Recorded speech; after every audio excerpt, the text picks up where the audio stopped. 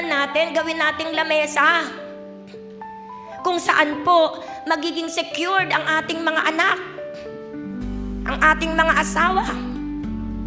Kung saan nararamdaman nilang tinatanggap sila. Alam niyo, may mga anak tayong talaga namang sakit ng ulo. Kahit anong gawin mo, parang susuko ka na, surrender na ako, wala na yatang pag-asa tong taong ito. Pero sinong tatanggap sa kanila kung hindi ikaw na pamilya? Let's make our home a table for them. Table ng family natin. Lamesa kung saan mafe-feel nila you are accepted. Safe na lugar kung saan kahit sabihin nilang, Mami, nagkamali po ako. Ganito po yung nangyari sa akin, ganito, ganyan. Dapat ma-feel nila, you are accepted. Hindi yung, yan, nakita mo, ganito, ganyan. Alam niyo po, sometimes, di ba daming sabon? Hindi nyo naman binabanlawan. Wala tayong ginawa kundi magsabon ng magsabon. Pero hindi natin binabanlawan.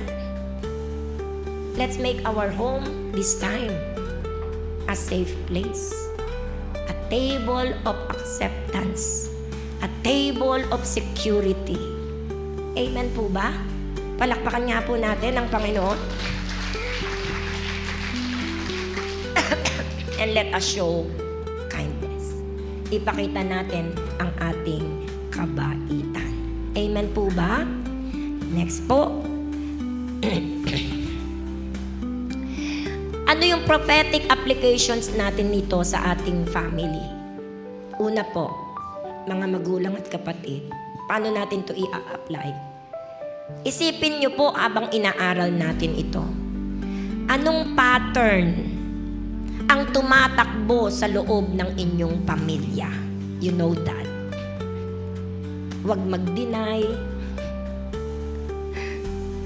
Alam nyo, sa harapan ng Diyos, kapag tayo lumalapit, kailangan hindi tayo magtatago. Kailangan nilalantad natin sa Diyos ang ating kahinaan, ang ating pagkakamali, ang ating kasalanan. Huwag nating itatago.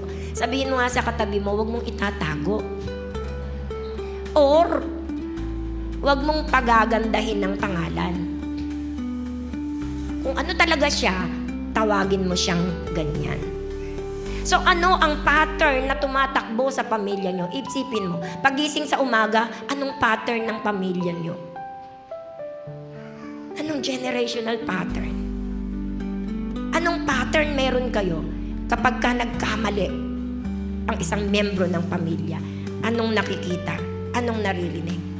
Anong nararamdaman? Anong pattern? Pwedeng galit, anger? Pwedeng banta ng paghiwalay na walang ginawa kundi pagka nagsabong na, maghiwalay na nga tayo. Tagal na kitang pinagtitiisan. Naririnig ng mga anak. Ano po? O kaya naman matinding katahimikan. Ba, wala ka talagang maririnig? Is this the pattern in our home? Wala talagang maririnig. Pagdating, punta sa kwarto.